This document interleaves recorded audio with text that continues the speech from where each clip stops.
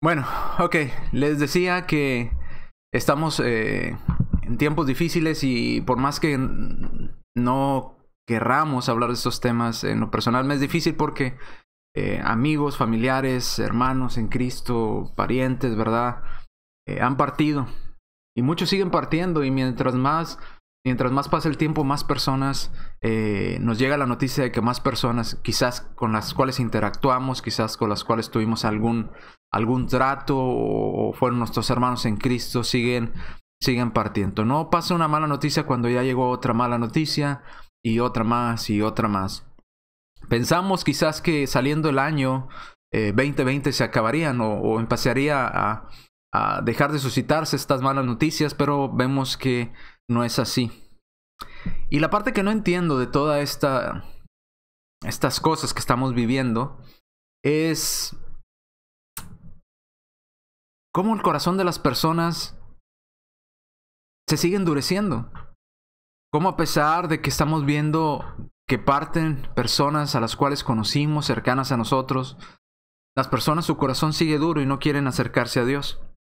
A pesar de tanta tristeza, la gente endurece su corazón más y más y más. Pareciera que mientras más sufrimiento, pues más se alejan de Dios, menos quieren saber de Dios. Y lo más triste es que cuando tienen esa actitud, se alejan de Dios, pues para morir lejos de Dios. Dice la Escritura, y si vamos a la Escritura, que es precisamente en Efesios capítulo 2, versículos 2 en adelante, que Dios a través de su Hijo nos envió esta esperanza. Y dice en el versículo 2, en aquel tiempo cuando Cristo no había venido, dice, nosotros estábamos alejados de la ciudadanía de Israel, ajenos de los pactos de la promesa, sin esperanza y sin Dios en el mundo. Pero ahora en Cristo Jesús, vosotros que en otro tiempo estabais lejos, habéis sido hechos cercanos por la sangre de Cristo. Dios quiere que estemos cercanos a Él y pareciera que la gente quiere cada vez más alejarse de Dios cuando Dios ha puesto este medio para que podamos acercarnos a Él, para que podamos accesar a las promesas que Él nos ha dado. Juan, capítulo 14, versículo 6, todo lo conocemos de memoria, ¿verdad? Nuestro Señor Jesucristo dice, yo soy el camino, yo soy la verdad y yo soy la vida. Si usted quiere ir al Padre, si usted y yo deseamos realmente cuando partamos de este mundo ir al cielo, no hay otro medio, hay un solo camino. Quizás a usted le diga, no, hay muchos caminos. Ir a Dios es como una montaña que no importa por cuál camino subas, todos llegan al mismo destino. No es cierto, eso es falso. Solo hay un camino. Solo hay una verdad que nos lleva a la vida y que nos lleva al Padre. Y nadie, note cómo nuestro Señor Jesucristo nos dice, nadie puede llegar a ese punto, a eso alto de la montaña, si no es a través de ese único camino que es nuestro Señor Jesucristo. Mateo capítulo 7, versículos 13 al 14, nuestro Señor Jesucristo nos dice también que hay dos caminos. Hay un camino ancho que lleva a la perdición y hay un camino angosto. Dice, pero pocos son los que hallan ese camino. Pocos son las personas que están dispuestos a ir por ese camino que nos lleva a la salvación, a la vida eterna. Por eso Jesús es ese camino angosto. Jesús es esa verdad, ese camino que no es ancho por el cual va todo el mundo. Es un camino angosto. Por eso dijo Jesús, yo soy el camino. ¿Cuál de los dos caminos, Jesús? Mateo 7, 13 al 14. No el ancho, sino el camino angosto que lleva a la vida eterna. Hechos capítulo 4, versículo 12 nos dice que ningún otro hay salvación, porque no hay otro nombre bajo el cielo dado a los hombres en que podamos ser salvos. En ningún otro hay salvación, solamente en Jesús. Por eso Jesús es el camino, no el camino ancho, el camino verdadero, el camino angosto. Jesús es la vida, ¿verdad? Ese camino que nos lleva a la vida. Y nadie puede ir al Padre si no es por Él, porque no hay ningún otro. Cristo es la verdad, es el único, dice Hechos 4. No hay otro nombre bajo el cielo dado a los hombres en quien podamos ser salvos. No hay otro medio. Hay un solo medio, hay un solo camino y hay una sola verdad. ¿Por qué las personas se alejan para morir sin Dios y sin esperanza en el mundo? Cuando hay una forma, hay un camino, hay una verdad en la cual podríamos salvar nuestras almas. Estar seguros que cuando partamos de esta vida tenemos algo mejor que nos espera. No parta de esta vida sin Dios. No parta usted de esta vida sin tener a Dios en su vida, sin haber hecho las paces con Dios, sin haber obedecido los mandamientos de Dios. Hay personas que partirán tristemente de esta vida porque no conocieron a Dios, pero no porque no tuvieran la forma de conocer a Dios, pero no porque no tuvieran acceso a lo que Dios pide, sino porque no les importó. No les importó y no querían ni les interesaba saber de Dios. Muchas personas partirán en estas próximas fechas de este mundo y partirán sin Dios porque no les importó conocer a Dios. Porque no les interesó conocer a Dios, porque no lo conocieron nunca. Nunca obedecieron sus mandamientos. Vayamos a Juan, capítulo 9, versículos 24 al 34. Fíjese cómo aquí había un grupo de personas que no le interesaba saber la voluntad de Dios ni las palabras de nuestro Señor Jesucristo. Dice Juan capítulo 9 versículos 24 al 34. Entonces volvieron a llamar a este hombre. Recuerda, esto se lo voy a parafrasear un poco. Este hombre que había estado ciego toda su vida y que Jesús viene y le devuelve la vista. Aquellos hombres que estaban contra Jesús empiezan a hacer toda esta serie de preguntas a este hombre que antes había estado ciego. Dice, entonces volvieron a llamar al hombre que había sido ciego, al que ahora podía ver, y le dijeron, da gloria a Dios. Nosotros sabemos que ese hombre, note cómo lo dice, ese hombre que te sanó es pecador. Entonces el hombre que había estado ciego respondió y dijo, si es pecador o no, no lo sé. Yo no sé lo que ustedes están asegurando. Ustedes aseguran que ese hombre es pecador. Yo no lo sé. Pero una cosa sí sé. Que yo había estado ciego y ahora puedo ver. ¿Cuántas personas no hay en el mundo que cuando les hablamos de Dios no quieren conocer a Dios? No porque no puedan conocer a Dios, sino porque no les interesa. Yo no voy a esa iglesia porque allá hay puros pecadores. Yo no voy porque Cristo es un invento no sé, de X o Y persona. Porque Dios no existe. Porque esto. Y empiezan a dar una serie de excusas para no querer conocer a Dios. Pero ¿cuántos otros sí hemos hecho como este hombre ciego? Usted podrá decir que Jesús nunca existió. Usted podrá decir que Jesús es un invento. Usted podrá decir lo que usted quiera, pero yo sé una cosa. Que antes estaba ciego y ahora puedo ver. Antes estaba lejos de Dios y ahora estoy cerca de Dios. Le volvieron a decir estos hombres, ¿qué te hizo? ¿Cómo te abrió los ojos? En otras palabras, ¿cuántas personas en el mundo no dicen lo mismo? ¿Qué te hicieron ahí en el lugar donde vas? Ya te lavaron el cerebro, ¿verdad? ¿Qué vas a hacer ahí? Y él les respondió, ya los he dicho antes y no habéis querido ir. ¿Por qué lo quieres oír otra vez? En otras palabras, ya se los explicamos qué es lo que ustedes tienen que hacer para estar bien con Dios. Ya les explicamos qué necesitan hacer para obedecer el evangelio. ¿Quieren oírlo otra vez? Podemos decírselo otra vez. ¿Quieren oírlo porque les interesa hacerse sus discípulos? Dicen en la pregunta siguiente. Pero no preguntaban porque querían obedecer. No preguntaban porque les interesaba conocer de Dios y ponerse a cuentas con Dios. La respuesta de ellos fue que le injuriaron, lo insultaron. Hermano, que ha obedecido la voluntad de Dios. ¿Cuántos de ustedes se han llevado injurias, burlas, insultos, menosprecios? Quizás hasta golpes. Porque usted cree en Jesús. Porque usted sí quiso conocer a Dios. Porque usted sí quiso hacer las paces con Dios. Porque usted sí quiso ir por ese camino angosto y no por el ancho por el que van todos a la perdición. Porque usted quiso conocer a la verdad. Porque usted quiso seguir y obedecer y declarar ese nombre en el cual todos podemos ser salvos. Seguimos leyendo en el 28. Y le injuriaron. Y le dijeron, tú eres su discípulo, pero nosotros somos discípulos de Moisés.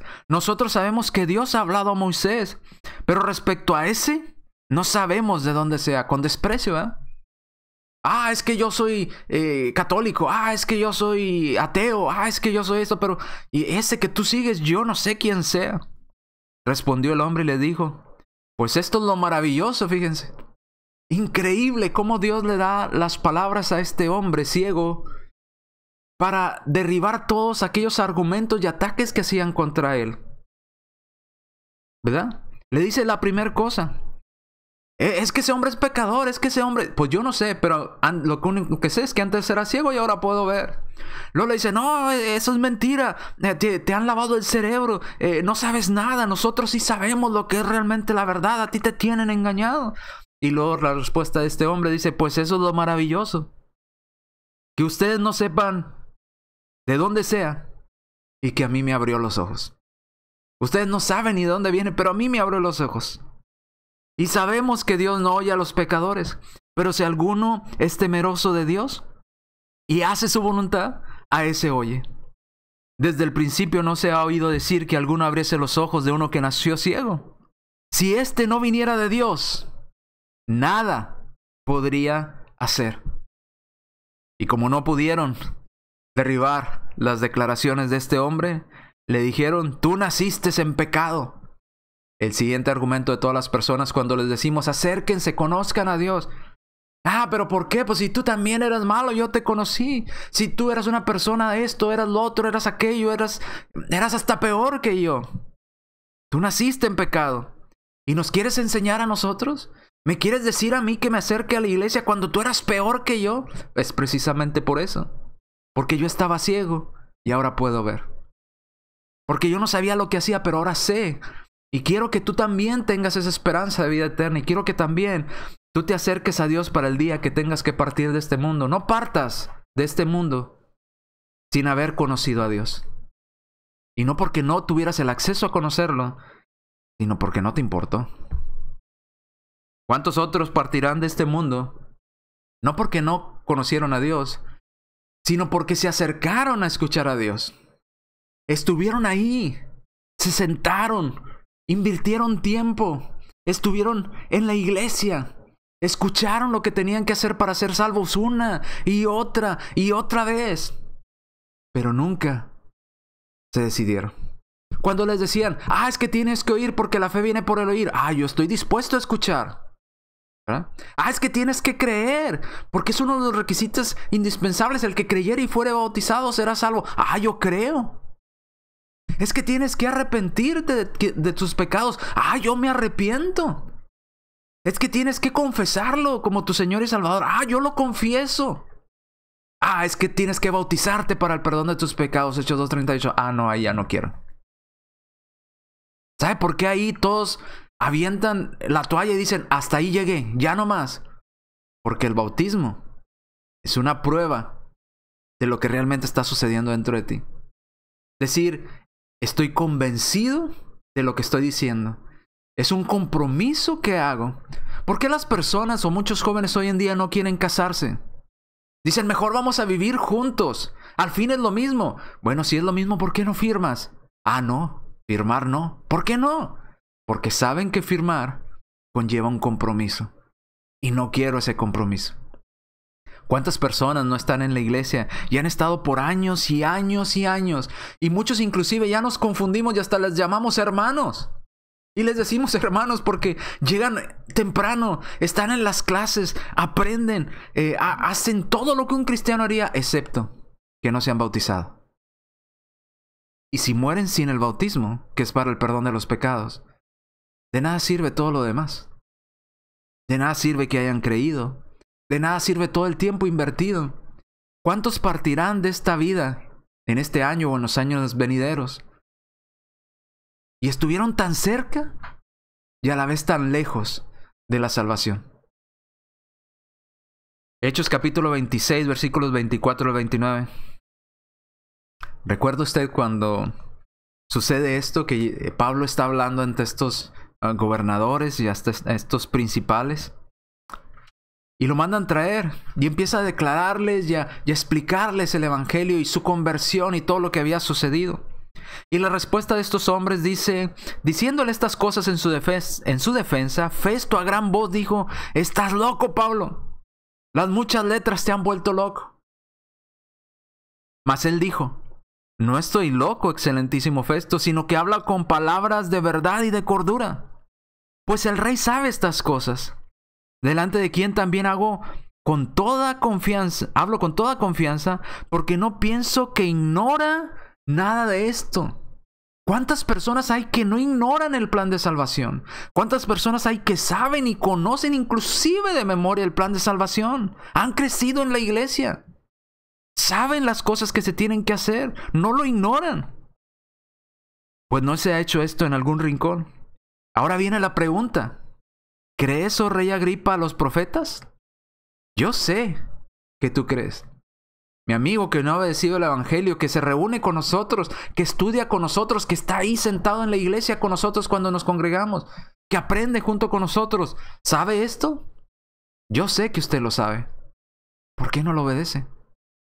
Si usted ya lo entendió, ¿qué espera para ponerse a cuentas con Dios? ¿Quiere partir a la siguiente vida diciendo, estuve a punto, estuve así de ser salvo? Sí, pero ese a punto no te salvó. Miraba las declaraciones de un hombre que en este accidente que sucedió en Fort Worth de choque múltiple, ¿verdad? De 138 autos, creo, o vehículos, en los cuales hubo muchas personas que fallecieron. Este hombre intentó salvar a varias personas. Intentó salvarlas y salvó a algunas. Pero hubo una mujer, dijo él, que no pudo salvar. La intentó y estuvo así de salvarla. Estuvo a nada. Estuvo a cualquier cosa de salvarla. Pero esa cualquier cosa no le permitió salvarla y la mujer murió. Por tantito y se salvó. Sí, pero no se salvó. Señor, llévame al cielo. Por tantito y obedecía. Casi obedecía y me bautizaba por poquito. Sí, pero no te salvaste. Sí, pero no te perdonaron los pecados. Sí, pero no obedeciste mi voluntad. ¿De qué sirve? Decir que estuve a tantito, que estuve a nada. Muchos no obedecen por lo siguiente. Lucas capítulo 12, versículo 42. Dice, con todo eso, aún de los gobernantes, de las personas en autoridad, dice, muchos creyeron en Jesús. Muchos creían. Muchos creían, pero no era suficiente. Creían, pero no le confesaban porque le tenían miedo a los fariseos. ¿Cuántas personas hay en la iglesia que ya saben y creen realmente que eso es lo que necesitan hacer para ser salvos? ¿Lo han entendido? ¿Están ahí estudiando con nosotros? Ah, pero es que si me bautizo, ¿qué dirá mi patrón? Ah, es que si me bautizo, ¿qué dirá mi mamá? Ah, es que si me bautizo, ¿qué dirán todas esas personas, mis amistades? Y no quieren hacerlo. Creen, pero no es suficiente. Los demonios también creen y no son salvos. ¿Por qué quiero partir de esta vida estando así de cerca de ser salvo? ¿Crees, oh rey Agripa? Yo sé que tú crees. Yo sé que tú crees. Y Agripa le responde en el versículo siguiente, por poco me persuades a ser cristiano, al final del 28. Por poco y me convences a que me vote. Por poco.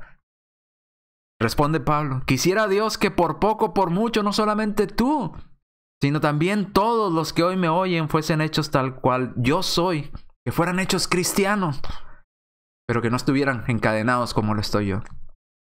Dios quiere que usted se bautice, Dios quiere que usted obedezca su evangelio, Dios quiere que usted cumpla con todas las cosas que Él ha pedido.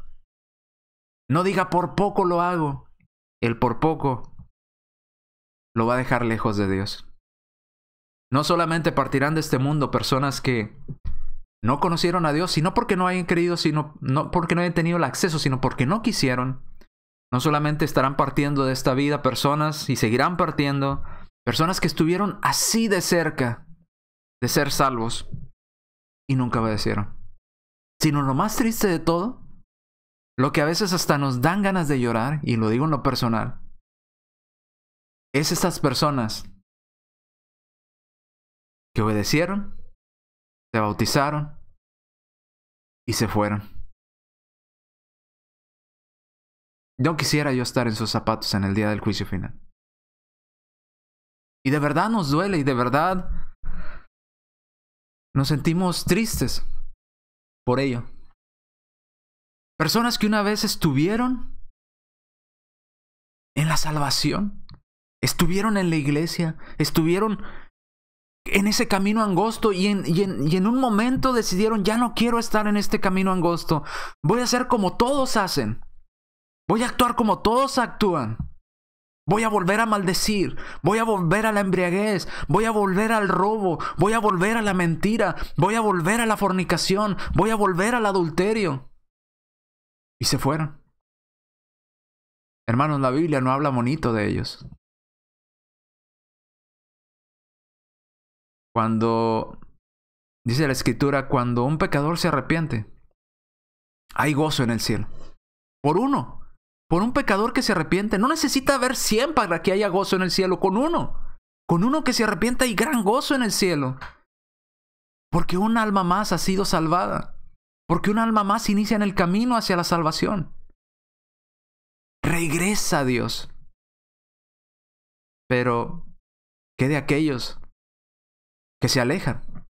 Si hay gozo cuando un alma regresa a Dios, pues obviamente hay mucha tristeza y enojo cuando un alma se aleja de Dios. Acompáñeme a estos pasajes duros de la Escritura que sé que a lo mejor para usted se le van a hacer muy duros. Pero le vuelvo a recalcar, yo no escribí la Biblia. Son palabras de Dios. Y lo que yo le pueda decir no tiene comparación con lo que Dios le dirá en aquel día. Si usted estuvo en la iglesia, obedeció al Evangelio y después se alejó. Segunda de Pedro, capítulo 2, versículos 20 al 22. Ciertamente, habiéndose ellos escapado de las contaminaciones del mundo, por el conocimiento de nuestro Señor Jesucristo, conocían a Dios, conocieron a Dios, obedecieron su voluntad y se escaparon del mundo. Fueron trasladados del reino de las tinieblas, dice Colosenses capítulo 1, versículo 13, fueron trasladados del reino de las tinieblas al reino de Jesús y Salvador Jesucristo. Pero enredándose otra vez ellas en las cosas del mundo, son vencidos. Y su postrer estado viene a ser peor que el que tenían antes. Peor que el primero. Ahora dice el 21. Mejor les hubiera sido. Note cómo lo dice la Escritura. Mejor les hubiera sido no haber conocido el camino de la justicia que después de haberlo conocido, volverse atrás del santo mandamiento que les fue dado. Palabras muy duras. Versículo 22.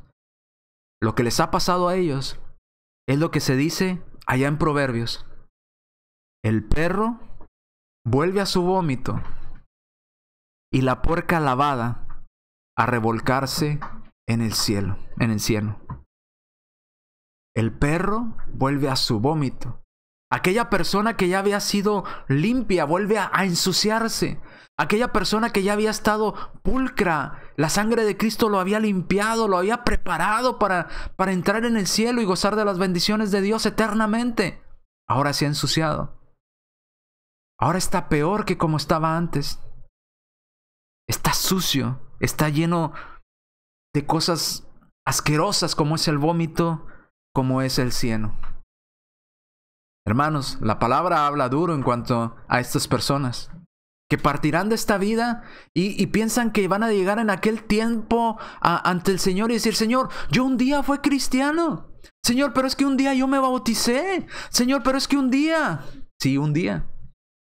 Pero cuando muriste, no estabas en mí. No estabas en mi cuerpo. No estabas haciendo mi voluntad. Mírate cómo vienes. Mírate cómo estás. Das asco. Estás sucio. Hueles mal. Yo te había limpiado.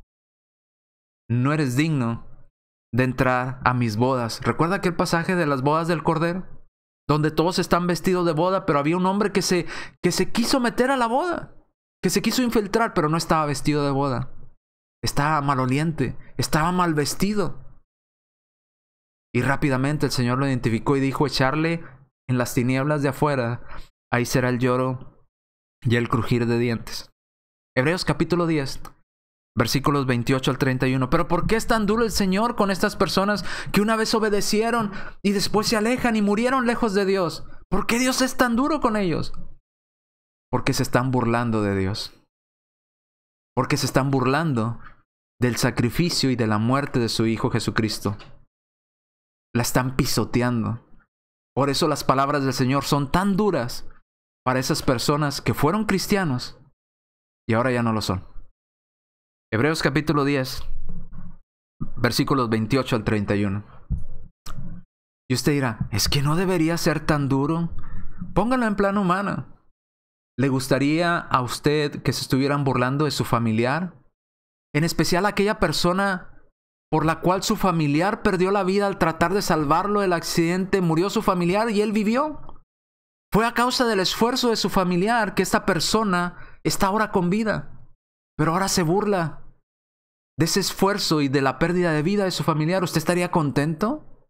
¿Usted estaría feliz? ¿Verdad que no?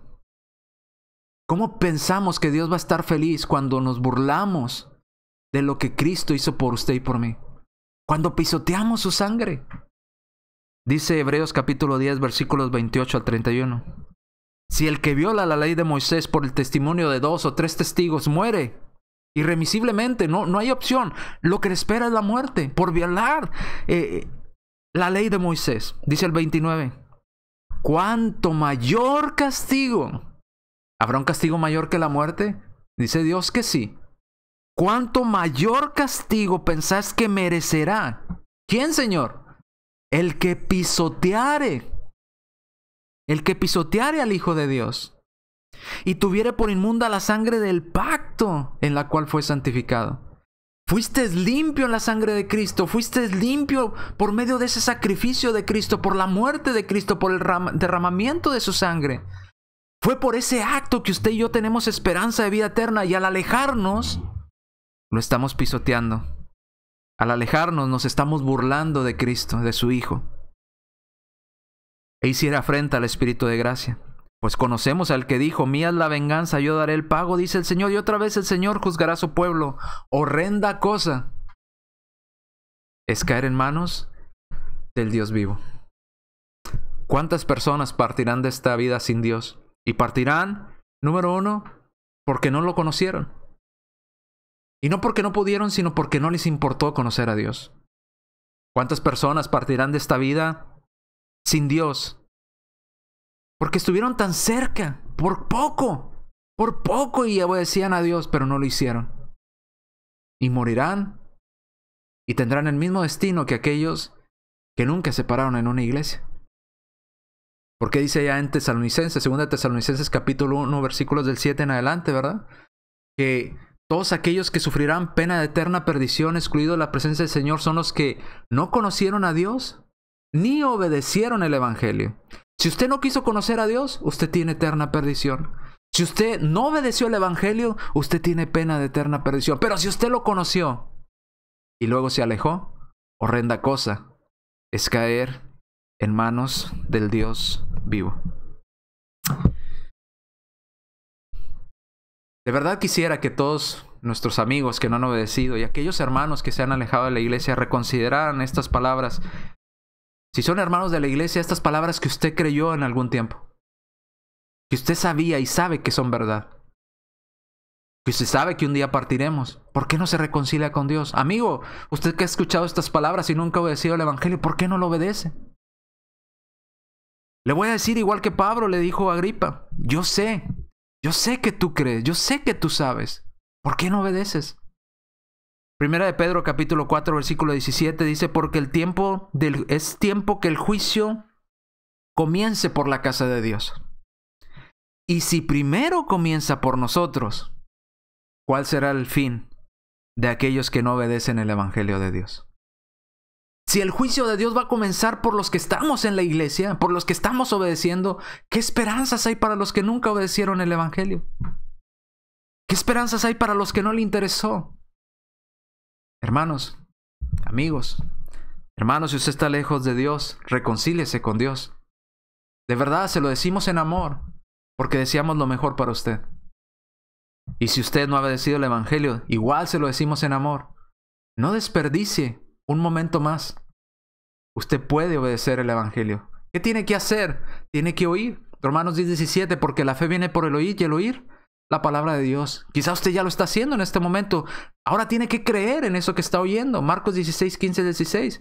Ir por todo el mundo y predicar el Evangelio a toda criatura. El que creyere y fuere bautizado será salvo. Pero si usted no cree ni es bautizado, será condenado. ¿Qué más tengo que hacer? Tengo que arrepentirme de vivir esa vida llena de pecado, de lujuria, de maldad. Hechos 2:38. Pedro les dijo: arrepentíos y bautícese cada uno de vosotros para el perdón de sus pecados y recibiréis el don del Espíritu Santo. ¿Qué más te necesito hacer? Confesar. Romanos 10:9-10. Porque si confesares con tu boca que Jesús es el Señor y creyeres en tu corazón que Dios le levantó de los muertos, serás salvo, porque con el corazón se cree para justicia, pero con la boca se confiesa para salvación. ¿Qué más necesito hacer? Lo hemos visto ya mencionado en Marcos, lo hemos visto ya mencionado en Hechos 2:38. Bautícese. Hechos 22:16. Saulo ya había oído al Señor, ya había creído en Jesús cuando se le apareció camino a Damasco, ya se había arrepentido, ya había confesado, había dicho: Señor, ¿qué quieres que yo haga? Lo había reconocido como Señor, pero sus pecados aún estaban en él. Ananías le dice: levántate, bautízate y lava tus pecados invocando su nombre, porque el bautismo es el momento donde nuestros pecados son lavados, son limpios. Entonces ya me limpié los pecados, puedo hacer lo que quiera en mi vida. No vuelva al cieno, no vuelva a la suciedad. Dice Apocalipsis 2:10: sea fiel hasta la muerte para que Dios nos dé la corona de la vida. ¿Qué pasa si no somos fieles hasta la muerte? No recibimos la vida eterna. ¿Qué es obedecer el Evangelio? Se lo pongo gráficamente. Obedecer el Evangelio, primero a los Corintios capítulo 15, versículos del 1 al 4. Obedecer el Evangelio, dice el apóstol Pablo en esta escritura, que es: Cristo murió conforme a las profecías, a las escrituras, ¿verdad? Fue sepultado y resucitó al tercer día conforme a las escrituras. Esta es la profecía de Cristo. Cristo murió, fue sepultado y resucitó. ¿Cómo obedecemos usted y yo el Evangelio? Esta es la buena noticia: Cristo resucitó. Romanos capítulo 6, versículos 3 al 4. Somos crucificados juntamente con Cristo, al decir: ya no quiero ser igual. Soy sepultado juntamente con Él para perdón de los pecados. Y al salir de las aguas del bautismo es en similitud de esa resurrección de nuestro Señor Jesucristo a vida eterna. Somos crucificados con Cristo, somos sepultados con Cristo y somos resucitados con Cristo. Eso es la obediencia al Evangelio. ¿Quiere usted obedecer el Evangelio? Hágalo. Le animo en el nombre del Señor a que lo haga y a que tome ya la decisión. Mire lo que está sucediendo en nuestra vida. Mire lo que está sucediendo a nuestro alrededor. ¿Cuántas personas siguen partiendo y partiendo y ya no están entre nosotros? ¿Quiere jugar usted con su salvación eterna? ¿Quiere jugar con su destino eterno? ¿Por qué no obedece a Dios? Hágalo. Mientras hay vida y esperanza. Una vez muerto, ya no hay más oportunidad. Le animamos en el nombre del Señor a que usted tome la decisión. Y usted tiene que ser una decisión que usted toma. Nadie lo puede forzar. Yo no lo voy a forzar porque así no funciona. Usted tiene que decidir hacerlo. Pero es un acto de obediencia y de responsabilidad. Es un acto de una persona madura y que entiende lo que está haciendo. Estoy adquiriendo un compromiso con Dios. Esto no es un juego. Porque es mi salvación. Es mi destino eterno. Y si yo pisoteo la sangre de Cristo, me va a ir mucho peor que si no lo hubiera conocido. Le animo en el nombre del Señor a que tome esta decisión de todo corazón.